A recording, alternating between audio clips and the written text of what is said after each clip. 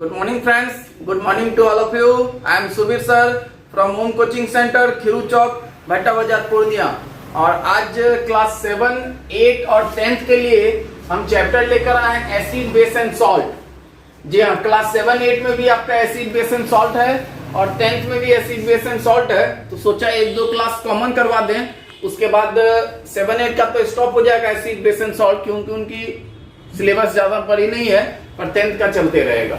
चलिए, क्या है सबसे पहले acid base and salt chapter का नाम है, तो सबसे पहले हम तीनों को जानने का कोशिश करें कि एसिड क्या होता है, बेस क्या होता है, सॉल्ट क्या होता है। देखिए, जो स्वाद में खट्टा हो, जो स्वाद में खट्टा हो उसको कहते हैं एसिड, और जो स्वाद में कड़वा हो उसको कहते हैं बेस। और एसिड और बेस की मदद से जो कंपाउंड का फॉर्मेशन होता है उसको कहते हैं सॉल्ट।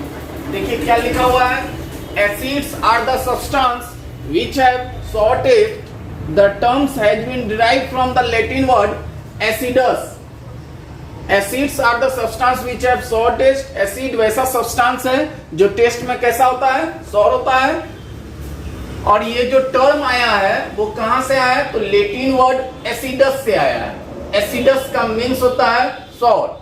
जैसे लेमन जूस, टोमेटोज, विनेगर, ये सब आपको स्वाद में कैसा होता है, खट्टा होता है। फिर दूसरा है bases. Bases are the substance which have bitter taste, जैसे वॉशिंग सोडा और बेकिंग सोडा।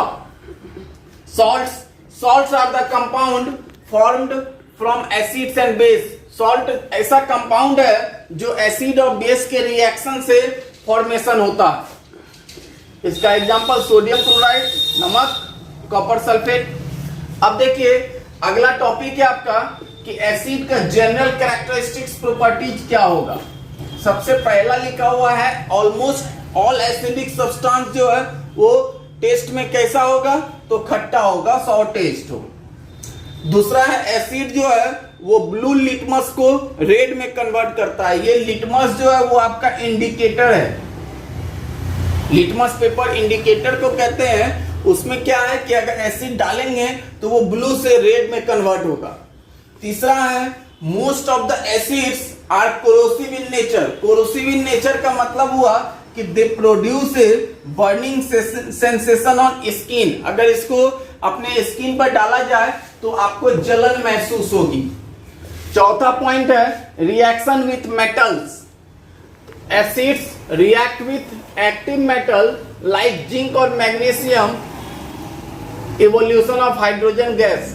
जितने भी एक्टिव मेटल हैं जैसे जिंक और मैग्नीशियम, उसका अगर एसिड के साथ रिएक्शन करवाए तो आपको हाइड्रोजन गैस लिबरेट होगा। जैसे जिंक लिए, H2SO4 लिए, सल्फ्यूरिक एसिड, तो आपका H2 निकल गया, बचा क्या, जिंक और SO4, ZnSO4। जिंक लिए और HCl लिए। अब HCl में हाइड्रोजन गैस निकलना है तो यहाँ 2 देंगे, Zn और 2H निकल गया, बचा ZnCl। ZnCl से आपका क्या कंपाउंड बनेगा, तो Zn का वैलेंसी होता है 2 और क्लोरीन का 1, ZnCl2। इसीलिए आपको बोला गया था कि फॉर्मूला पे आपको ज्यादा फोकस करना है, फॉर्मूला आपको लर्न करना है। तो Zn और HCl का रिएक्शन करवाएं तो जिंक क्लोराइड और हाइड्रोजन गैस लिबरेट हुआ। अगला है reaction with metal carbonates and metal hydrogen carbonate. Metal hydrogen carbonate को बाइकार्बोनेट भी कहते हैं, आपको फॉर्मूला बनाने में बताया गया था। Acid react with metal carbonate and bicarbonate to give out carbon dioxide and forming salt and water.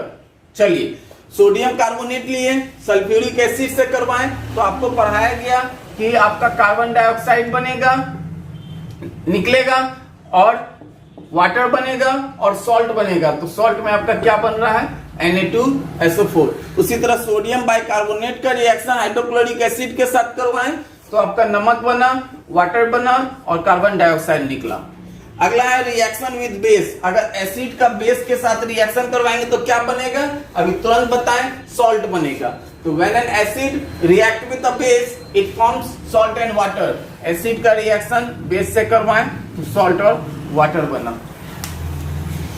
आज एसिड बेस एंड सॉल्ट के लिए इतना ही है, जनरल कैरेक्टरिस्टिक्स ऑफ प्रॉपर्टीज तक।